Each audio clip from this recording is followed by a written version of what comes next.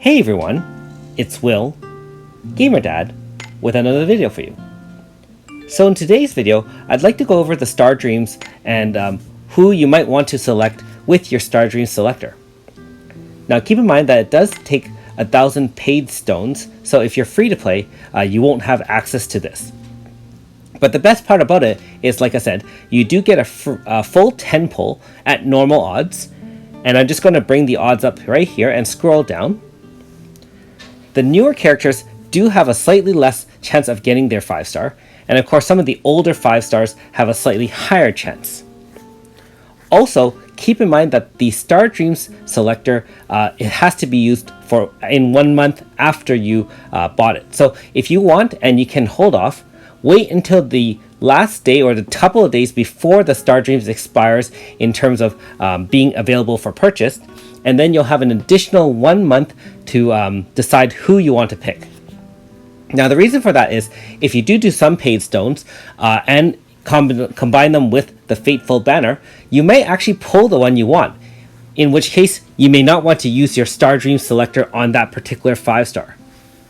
The value of the Star Dreams is of course that you can actually pick 5-star as opposed to a Fateful encounter where you have a chance of hitting any 5-star as a guarantee as opposed to a single one. So who to pick, you may ask? I'm going to just give you my opinion on a few of the different characters I would go with. Now if you haven't already, make sure you like and subscribe to my channel, I really appreciate it. Also, I do have a Patreon account for those who support me this way. Now in terms of healers, we will touch upon that throughout this video as well. But of course, if you don't have any access to any healer and you want what's considered among the best healers in the game, you might want to consider Mario. Now I realized with the advent of update 2.1.5 and some of the newer stuff that might be coming out, she might not be quite as important as what she was in the past. That being said, she is always a great go-to character in terms of having her 50% Aurora Force shielding against type attacks, as well as XL heal, status removal, speed boost, and her VC has an elemental shield as well. Now, if you want to go with the wind, make sure you go with AS Claude as what I would pick for my first selection. Now the reason for that is that in general, for Star Dreams, you will always want to pick AS versions over the OG versions. And the reason for that is to upgrade from an OG 5-star to an AS costs you not only 5 chance and the regular amount of murmurs and prayers, you also have to pay 5 treaty seeds, which are extremely hard to farm. You might be able to farm them, but you might not even get the ones you want.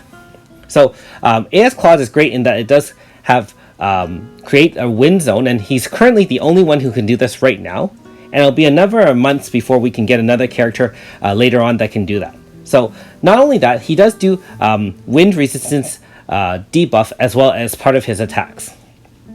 Next, I would probably pick Dunarith, and the reason for that is he has the speed boosts. He can also do 100% crit guarantee, and he also can heal as well as do damage. So as a mage, he is a hybrid healer slash damage dealer.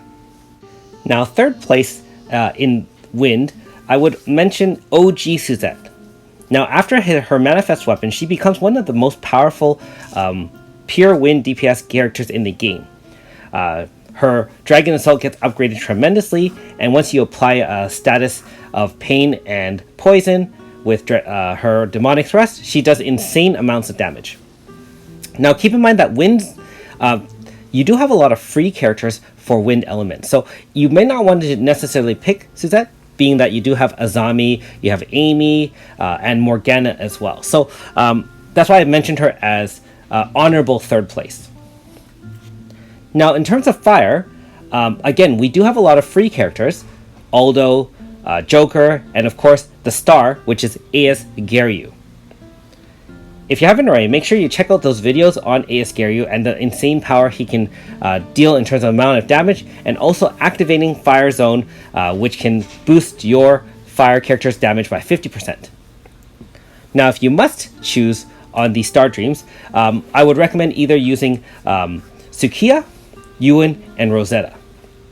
And again, if you don't have a dedicated 5-star healer, Rosetta is a great choice. She does have fire support capabilities in that she can do damage on her own. She can boost fire teams with her, increase everyone's fire attack. And she does have status shield as well as status removal. So pretty good as a 5-star healer if you don't already have Mariel. Her type shield is only 30% though, so not quite as good as Mariel in that sense. So keep that in mind as well. As for Sukiya, she fits in not only in a fire type team, but she can also fit into a slash team as well. And the reason for that is that, first of all, her VC is great, decreased fire resistance as well as slash resistance for 1 turn on the enemies. She also does have a Howling Surge, which you've seen me use frequently in some other boss battles, where it decreases physical resistance of everybody by 50%. That makes the battles really, really short, especially if you activate a large, powerful AF in conjunction with, for example, Garyu AS. And of course, she can apply multiple fire debuffs, as well as her guaranteed critical fire attack, Unburdened Embers. Not bad at all. And Ewan, with the advent of him having a manifest, can deal among the most powerful fire attacks in the game.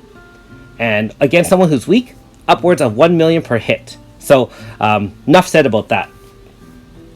If you're wondering why I didn't say AS Akane, it's only because she's already a 4-star, and given the fact that there are many other choices, and the fact that you have enough fire-free characters, I would probably just farm out the treatises and get it that way.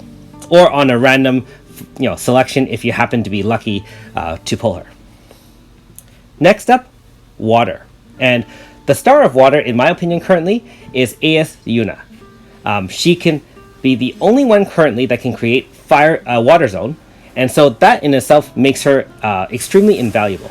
And she still has access to her 4-star abilities, which is a lot of support abilities as well. And the other water characters I would choose would probably be AS Shani or Hismina. And for AS Shani, don't forget that she boosts all males attack on her team. She also can still apply 25% water debuff stackable. And like AS Tuva, she can have stacks on herself like orbs, which can help her attack at the end of every turn, and also can boost her own critical. Her VC is great as well in that sense.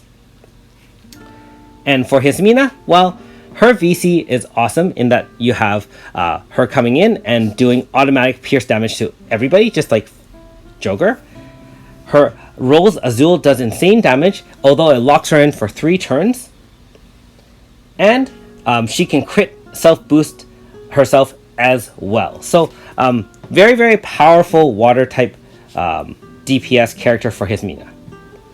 Now, don't forget, if you like a particular husbando or waifu, you would choose based on that as well. And Hismina does fit under that criteria for a waifu for many people. Alright, so the last one we'll go over is Earth. And for Earth, we have a few choices. Now currently, AS Nagi is among the most powerful Earth characters in the game, and being, again, that she's AS, you'll save a few treatises if you choose AS Nagi over, for example, OG Nagi. Tsubami is another great choice.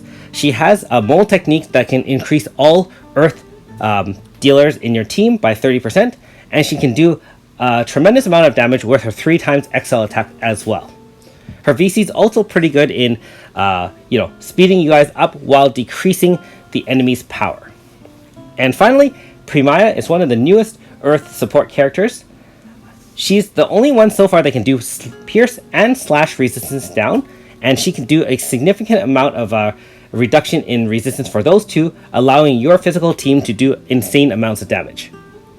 She also has access to a water wall move, which is 50% reduction in water type damage, and if she gets hit with a physical attack, will counter with 4 hits of earth type attacks, which is great against that big whale that some of you have not beaten yet, among other types of water super bosses. Finally, she does have a physical shield, which is very similar to mana, except that it helps you regenerate MP. So, very versatile, and again, being that a lot of the characters released post 2.0 are quite powerful, there is a slight power creep there. That being said, those Earth characters are great to select. Now, one last thing I'd like to mention. Remember to make use of all the free characters you have. So again, for Wind, of course, I mentioned Azami, as well as Amy and Morgana.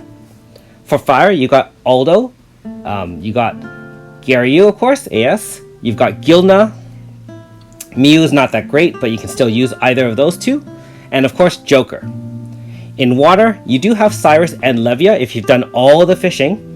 I was using that until I could upgrade my team. So you have that. And of course, for Earth, you have Serene, which is one of the best Earth dealers, especially since she's free. I will mention, of course, Rika, which is okay, as well as Helena, which is also okay. So in conjunction, hopefully this video does help you guys select. Again, just only my thoughts, so you guys may have differing opinions. And it also really depends on what you have on your team and which element you are short on. So make sure you shore up the element you're weaker against when doing this selection. Anyways, thanks for watching. We'll see you next time.